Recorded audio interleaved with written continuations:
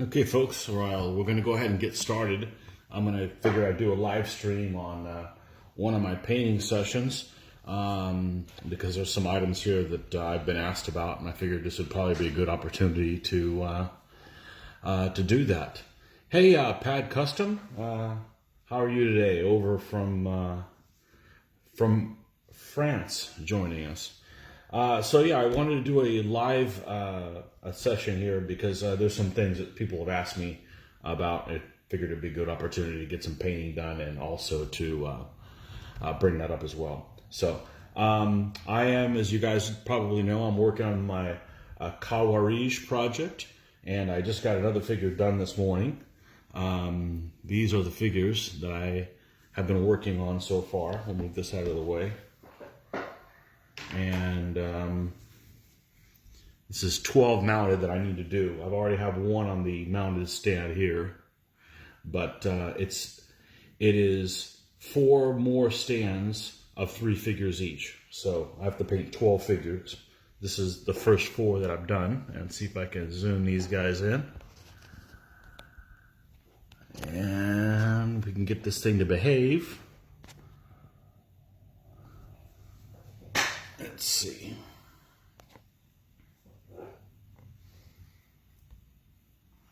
Okay. Okay, this figure right here is the one I just got done. And I wanted to showcase a couple of things, not necessarily these figures, but some of the techniques I use to paint some of this cloth that is off-white. It's various shades of off-white using different colors, and I have to use them to try to make them look boring and at the same time not boring, if that makes any sense, but make them look interesting. But these are the figures that worked on. I just finished this figure here. So we're going to put him off to the sides. I wanted to show you guys something else. I paint one figure at a time, and when I'm done with each figure, oh, hold on a second, let me find the, okay, whenever I am done with a figure, the first thing I've got to do is I have to clean my paint area up. Well, what do you mean by that is? Well, look at all these paints that I had to pull out just to paint one figure. So all of these were the paints that went into just painting one. And it's obviously not a huge amount of paint, but it did do that. So I figured I'd take the opportunity to show you guys maybe some of the colors that went into painting this particular figure. And we've got some chocolate, and I think all of them are Vallejo.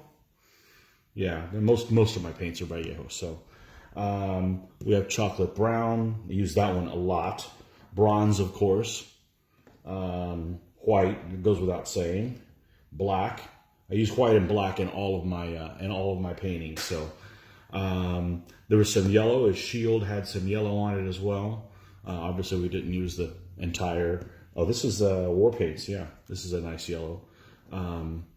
And we've got mahogany brown that went into some of it. We had the lance color is green ochre. Okay, this is a very useful color, as is that chocolate brown. I use those a lot. Khaki gray. Okay, and I'm gonna set the khaki gray off to the side. And this German World War II beige. Okay, and stone gray. And what is the other color I used? Of course, the flesh color. We're going to do that too. I'm going to show you how I do my Middle East painting scheme. So for the skin. And one thing I wanted to show is, I don't know if you guys could see his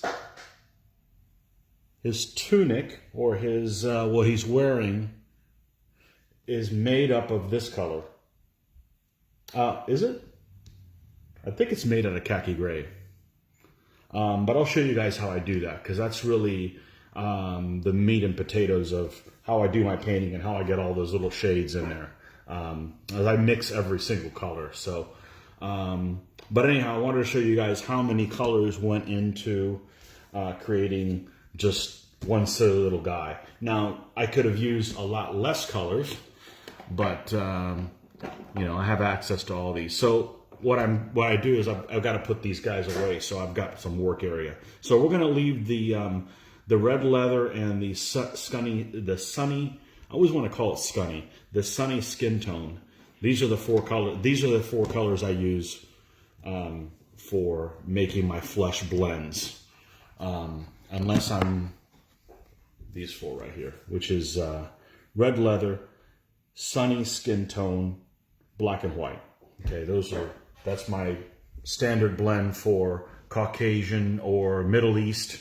I think my Asians I also use the same, and that doesn't mean I paint them all the same color. It just means that's the colors I use to make it. So, okay, so let's go ahead and put all these guys away so we can think and not be distracted by chaos. I am not a huge neat freak, but I distract easy. So I do not want these guys laying around here out of my field of view. We'll leave bronze out here as well. Oh, and I've got this is what I use for metallics as well. I use the Citadels, Lead Belcher, and sometimes I use Iron Breaker.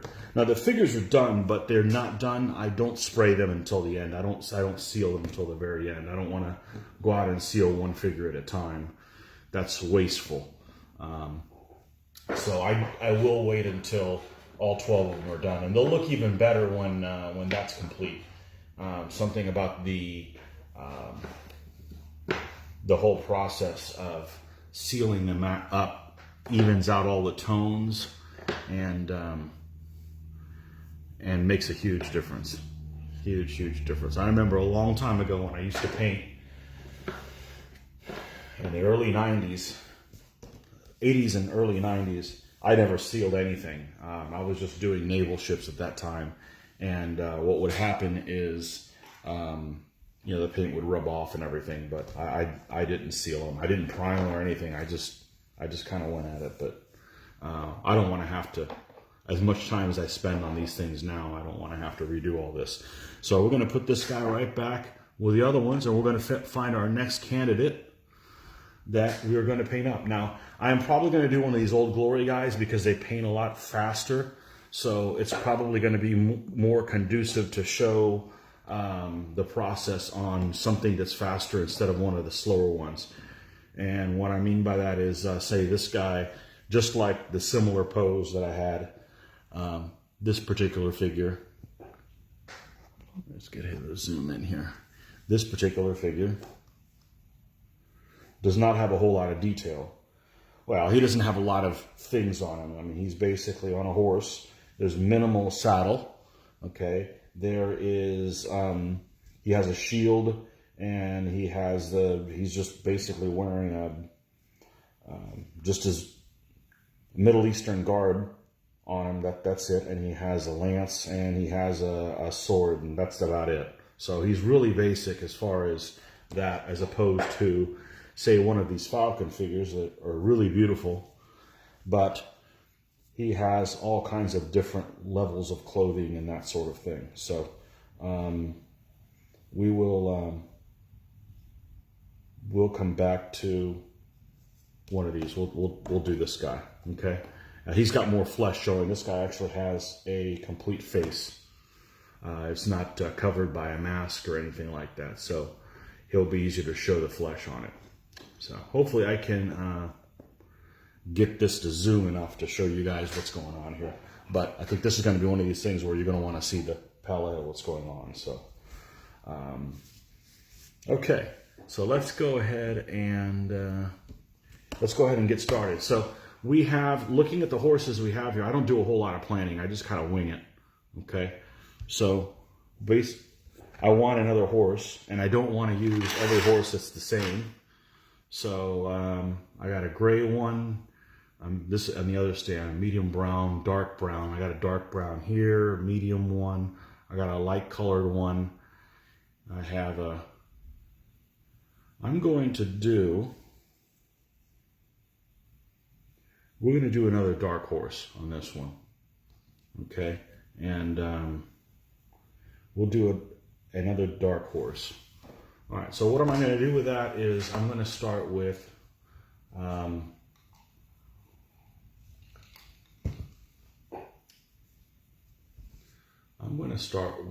a, you know what, gray. I could do a gray. Let me do a gray one. Let's see. You got, that'll show up a little bit better anyways. Okay, and he might end up being a little lighter color. That's fine. We're going to use this as a color base. We're going to use medium sea gray. And let's mix this guy up. And it doesn't really matter what color gray, it's just kind of a base.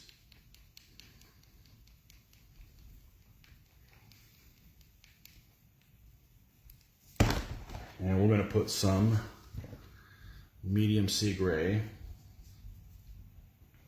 Zoom this a little bit more. I'm going to be painting here.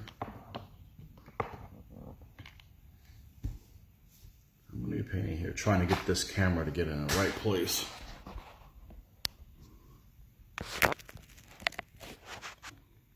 Because I do not paint in midair. I paint with, I'm going to be painting the figure just like this. So that's in camera. Okay. All right. So we got our medium sea gray. And this is a red grass palette from, I believe they're from France. So I've been really happy with this. I picked this up at a convention maybe a year ago. And I have been using it a lot. I've been very happy. One of the best things I've ever bought for painting.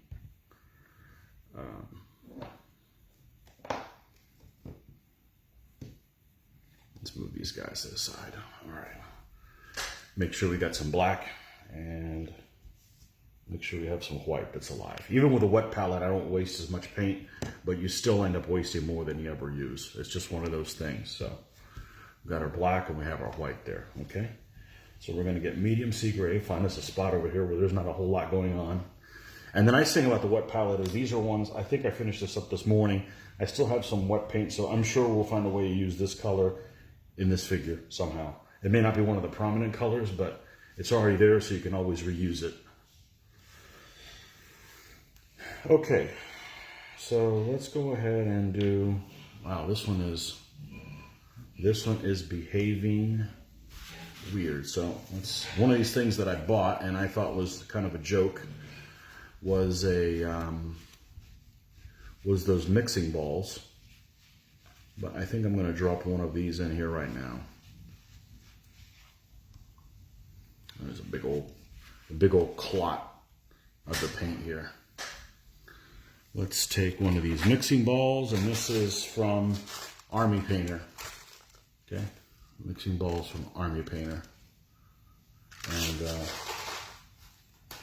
comes like 100 of them for like $6 US. So I did not go in and put them all in every single one of the bottles that I had. I've just kind of been using them as I needed to. So, well, we already have this off, so let's go ahead and put some paint right there. Okay.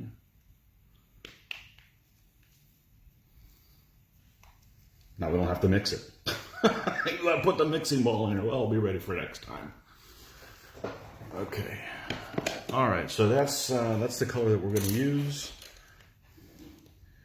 and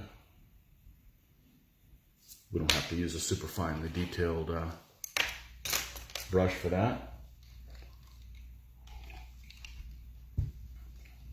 Mandatory iced coffee, black, and we're good to go. All right.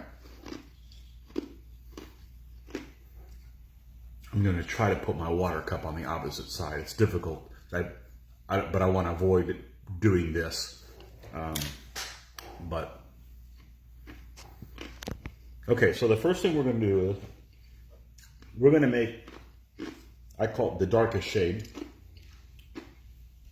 And in doing that, we're going to take the base color and we're going to add some black. Or I could even use dark brown. But we're going to use black in the case of this one. We're going to make the darkest shade that you will see on the horse. We're going to take the entire horse and we're going to paint the entirety of his skin in this color. Okay. Now, one thing is, this is going to be, I know I mentioned this one, I really like Old Glory miniatures, but some of their horses have miscast from the standpoint that they've got these straps that go across here. Let me see if I can get that close enough for you guys to see. There's a strap that's going across his hindquarters. Okay, but on the opposite side, decided not to mold it. But it's literally, there's nothing there. So we're going to have to paint that like there is one. Not a big deal. It's not a problem at all. So it's just one of those things. So we're just going to paint. Oh, I'm looking at this and it's not dark enough. Add more black. All right. And these are just based in black spray paint. I just spray painted them all black, and then I did go in and I hand touched the rest with paint, because I didn't want to. You're invariably going to miss some spots. I didn't want to go through and do that again, and you'll spray paint it again, and you'll end up having too much paint in certain areas, and you'll cover over the details. So I did for the longest time paint completely by hand the base coat. It takes forever, and I really dislike doing that. I don't like doing mindless things. So like cleaning flash, painting things black, that's the two things I hate the most. So I figure anybody can do that, and anybody can put their. They don't need my personal spin on how to paint it to do that. Anyone can do that. So, all right. So we're just gonna paint this entire horse, and there's no reason, if I go over the straps, it'll end up getting painted another color. No big deal, but I'll try not to do that because it's just a waste of time.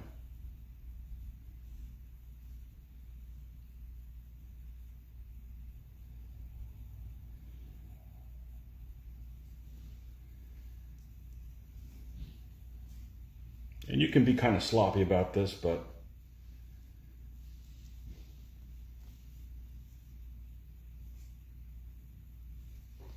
and I'm not using my best brush for this. I'm using one that, well, after you use a brush for a while, it ends up getting ugly looking. So it gets relegated to these duties, or precision's not as important.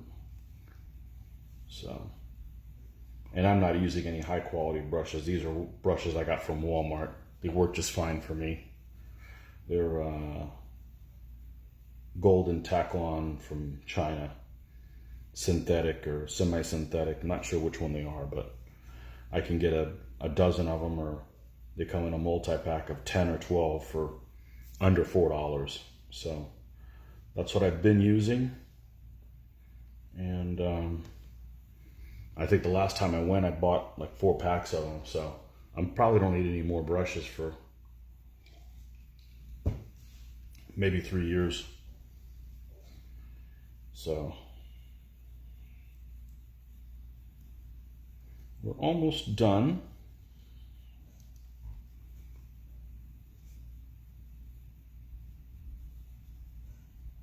Yeah, before I started using the wet palette, I would do the same thing. The wet palette isn't helping me that much from a standpoint of mixing paints or anything. It just allows me, if I put some colors down here, I can use it later. It's not like I'm in a rush to use it. So before I was just kind of using like a little piece of tile, piece of plastic or anything like that, the lids to like Pringles cans, potato chips, anything like that that's reusable. And but the problem is it would dry out relatively quick. So the colors that I use all the time, like black and white, I was going through so much of it, I wasn't using the Vallejo quality black and white. I was using like a craft store paint, which works fine. I'm just using it to blend in with these other colors. But I've switched back to using the Vallejo because of this. So they're now lasting, you know, a while. So the craft paints are fine. I use them for terrain and stuff, but they don't have as much pigment as some of these Vallejo paints. So I try not to use them as much. They don't cover as well. Okay, especially over black. So, okay, so we've got the entire horse painted in this gray color, okay, which is this right here. All right, now what we're going to do is we're actually going to do one more thing. We're going to stop here. We're going to paint this. See the strap? Now you can tell there's a strap there and there's no strap here. Strap harness. I don't know the correct horse terminology, but strap works for me. Okay, so we're going to use a more detailed brush. Okay, actually they're all the same. They're all liners. The liners seem to work better, but you know, these are not precision brushes. These are, you know, I try to take care of them, but invariably, even using brush cleaner and stuff, things happen. So we're going to use just a little bit of straight black, okay, and we're going to paint this strap as if there was one there.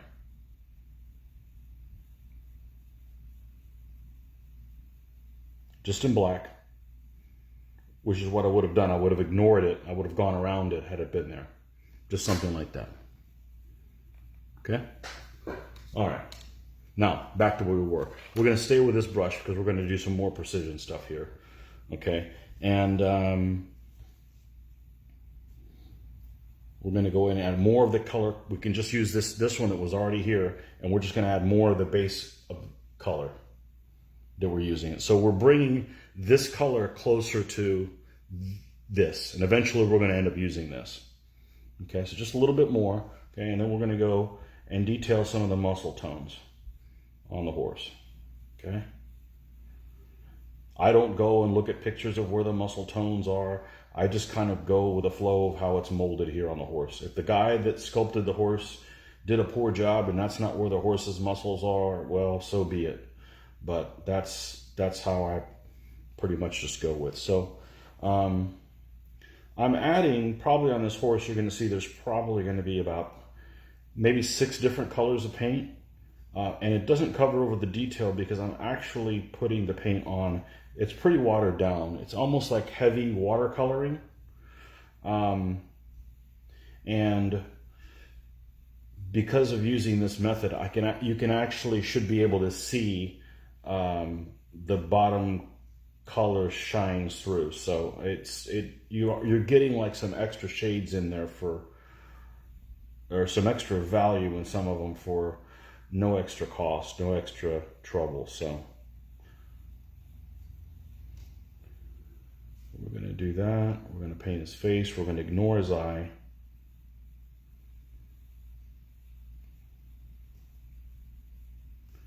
We're going to ignore the horse hair as well. That's one of the last things I do. I don't paint anything that is towards the outside where it could get scuffed up as I am twisting the figure around. And as you can see, I'm using the edge of this cutting mat that I don't cut on, but to keep the figure from slipping on me. It's just how I just kind of learn how to do it.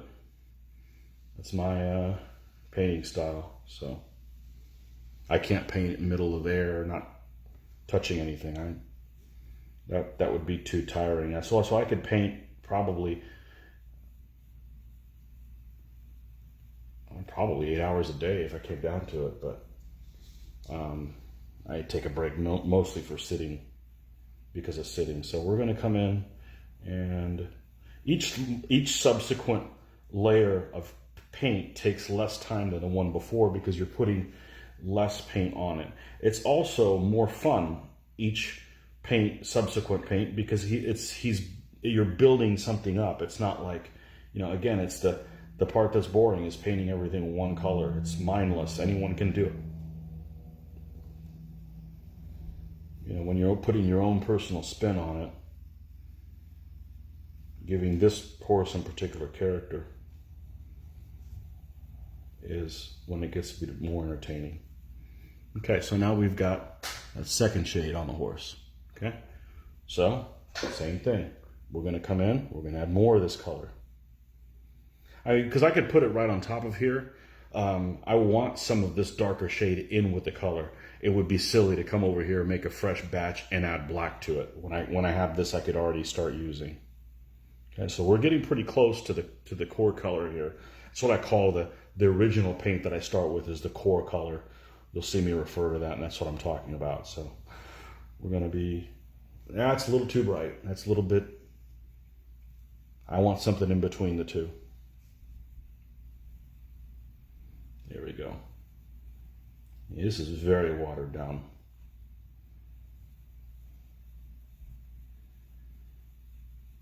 That's the other reason I want to do an enamel coating on the first thing we'll put everything goes on, because this paint is not very thick, and I guess it could rub off relatively easy, but you know, it'll be sealed at the end as well. So we're going to leave the bottom parts of the horse legs darker. I'm not sure if we're going to put socks on them or not, but we're going to leave the bottom part of them darker to illustrate that change in the coat of the horse's legs.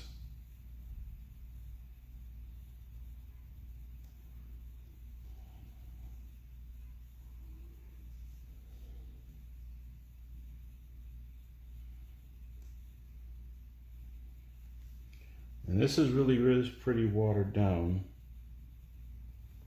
And it's okay to see some brush strokes in there. I want some blending, but I don't want it to be, this is still kind of impressionistic the way I paint a little bit.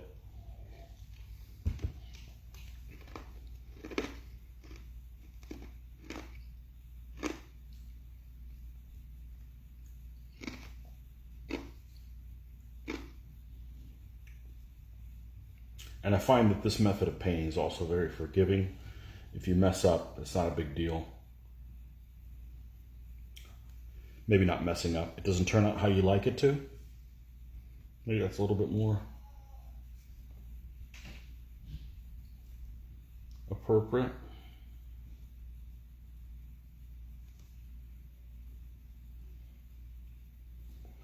And some people paint the riders and the horses separate. I put them all together.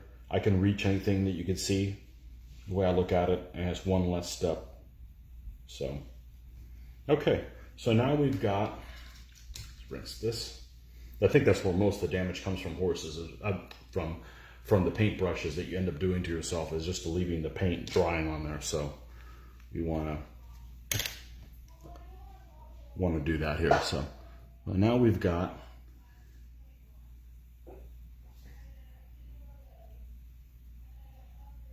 as soon as I can find wherever the focus point is on this camera. I'm a painter, not a camera guy. Yeah, it's hopeless.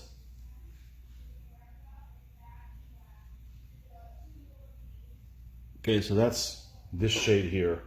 Now we're going to go into the core color. We're probably going to do the core color and maybe one color on top of that. So we're going to use very little of this. Very little. And we don't care if it's a little watery. Well, very little of this. And we're just going to hit some of these spots here that are more prominent.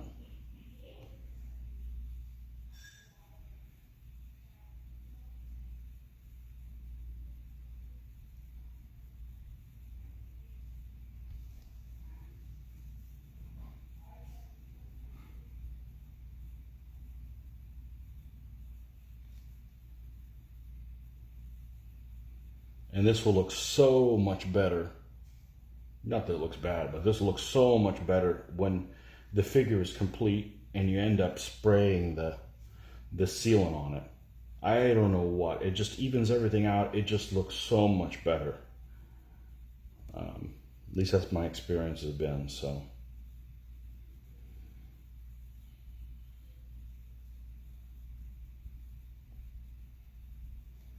I'm gonna put a little bit of highlight on the bottom there.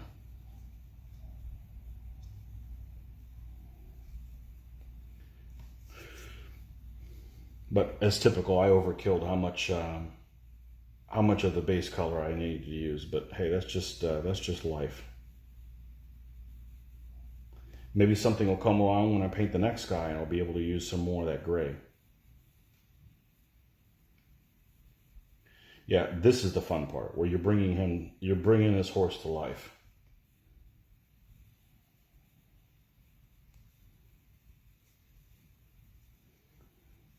And you get to enjoy the details that the sculptor put in there.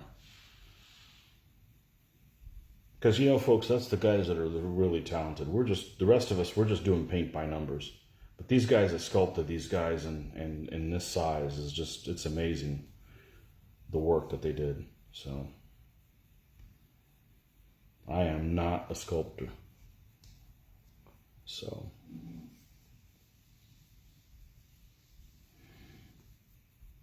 they're the guys that are creating something from nothing. We're just colorizing their black and white images.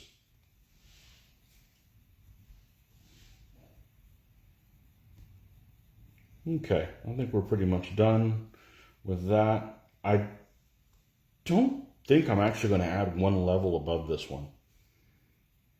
I think that the buildup on this is to my liking. Notice there's a spot underneath here that didn't get the black paint completely. And there's going to be spots like that. You just come in here and hit it. It doesn't draw your attention. I'm going to go hit any other spots right now that look like that was the case as well. Okay, so he is done. The horse is complete. Well, except the mane and everything. Mane and the tail. We'll leave that for last. Okay? Come on, focus, dude. Now, you'll get the gist of it. Let's see if I can get away with doing this. Okay? And now I need to go... That's a little bit better. Let's move this so we don't drop him in some paint and have to redo everything. Okay?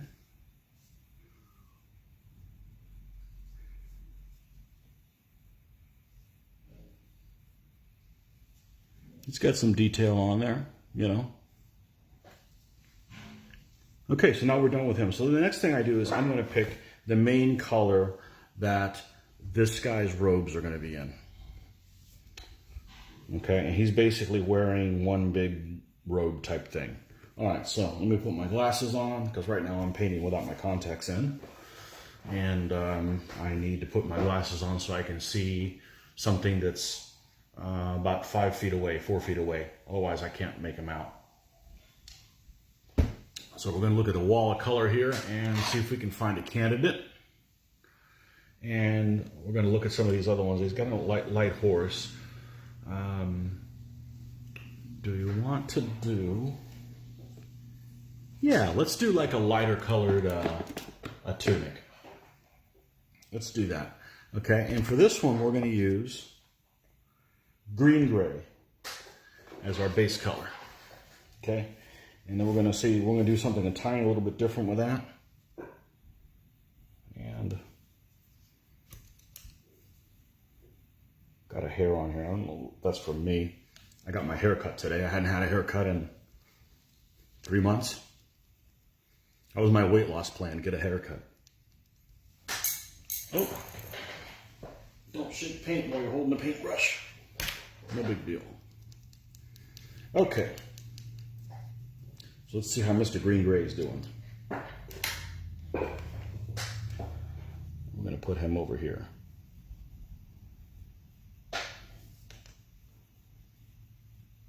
Okay. All right. But the color's not going to look like that. We're going to do something a little bit different. We're going to mix in our friend chocolate brown. Okay, we'll put chocolate brown over here.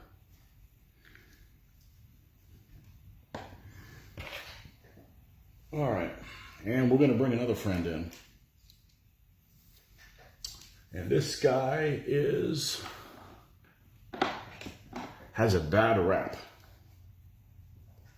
because this one's called SS Camo Black, and those guys are nice guys. But it's just a color. I decided to call it that. I think it's one of the colors that's in the SS smocks there. That's why it is. So I'm going to show you guys a little something here.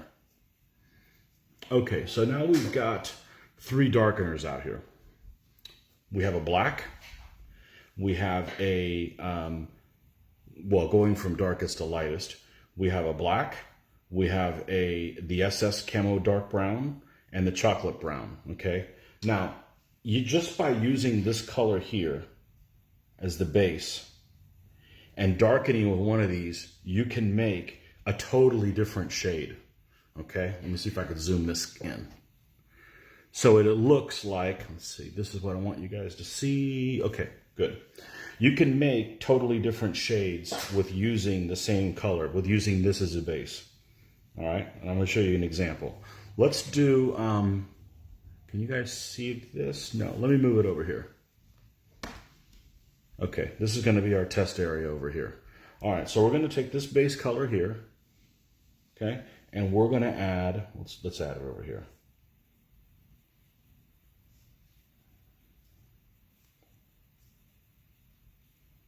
All right, we're going to mix it with a little bit of black. And see how this went very gray? It almost is a little bit of blue. It's very similar to this color here. It's a bluish gray. It's a bluish tinge gray. So, and as you add more, you see it lightens up into this color here.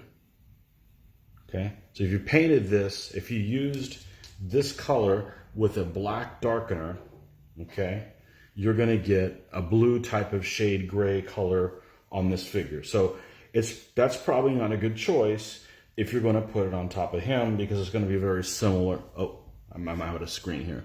It's probably not a good choice to put it on this horse because you're going to have a very similar color. Okay. Now, if you take this same color here,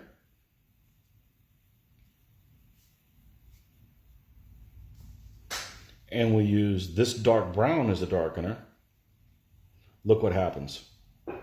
Now you've got almost a purplish type hue color. Okay, remember, it's the same color. This is the same base color right here, see? But because there's reds in this, it doesn't look like there's any reds in it, but because there's reds in here, it's going to change it into more of a purplish color. Okay? Now, again, same color. So I've taken this same, what color is this? Green gray from Vallejo. It's number 106 or 971. I know Vallejo has 2 different colors. And sometimes it's this one and sometimes it's this one. I think 971 is really the number color, but a 971 green gray. That's my base right here. These 2 totally different colors just by using either a black or this brown. Well, we got another brown there, so let's see what happens there. Okay, so let's put a little bit more of the base color.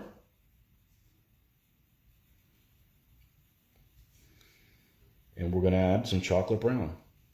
Now look at this. Totally different color. Totally different color.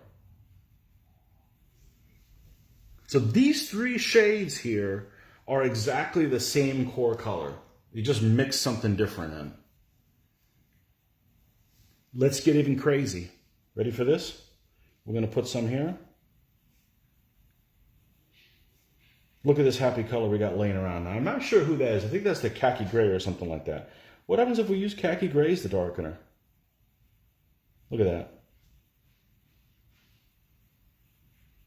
Now, obviously, you could darken it to the point where it's this color, but if you're doing something that's an off-white type of shade, you never need to go, your deepest fold doesn't need to be as dark as this. It would, you know, you're just wasting your time. You're going to end up covering most of it. So this is basically how I get the different shades of the cloth. And that's just using one core color. That's just using this one. I've got a whole wall of these guys. I've got off-whites. Let me turn this thing around. If it's bumpy, then, well, that's what happens, okay?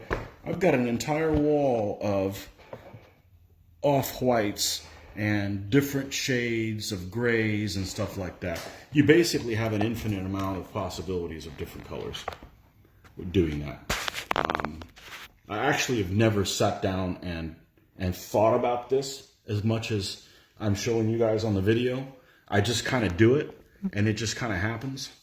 I've never thought about, where's the colors at?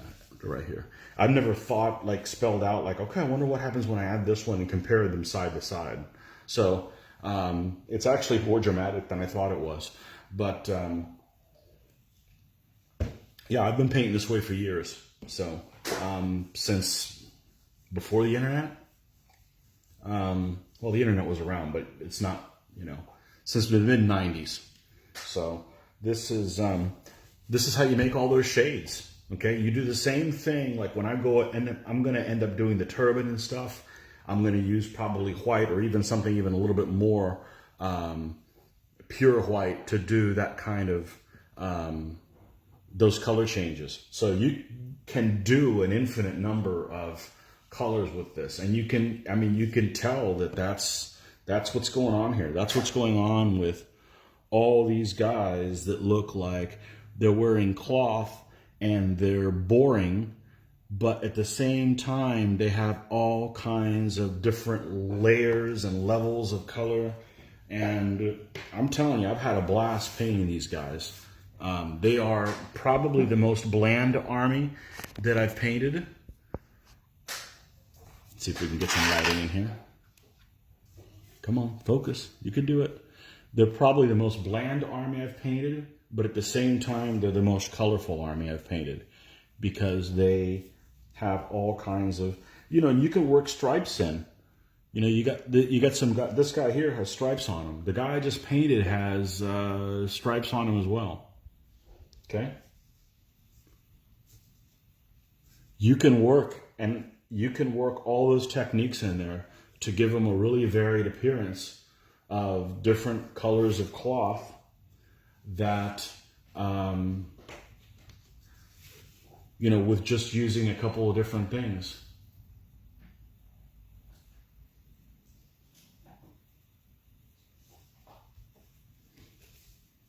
Okay, so that's, this is what we got going on, so. And that's how I get all of those shade colors on there.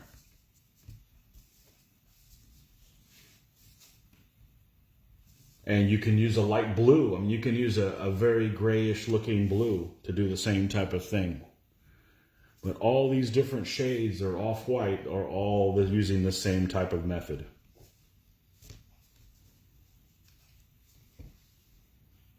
Okay, so we're going to continue. We're going to take a little bit of a break here, put these guys back, and we'll show you how to do the cloth on this particular figure. I have no idea how it's going to turn out. Well, he'll turn out well. I'll be happy with him, but I have no plans right now on how I'm going to, which one of those colors mixes I'm going to do. We're probably going to do the one that's a little purple looking, so it's a little bit different. But we will roll into that here in a little bit and show you guys how that goes. All right. We'll catch you guys. Hopefully this was useful, and we're going to post this on YouTube and describe some of the, so you guys can see also, you know, the methods that I'm using to do the mixes, because it's so simple. It's scary. And again, the same method I used for doing the horse, I would do the lighter and the darker using these shades here. So, Okay, folks, we'll catch you next time, and we will be back.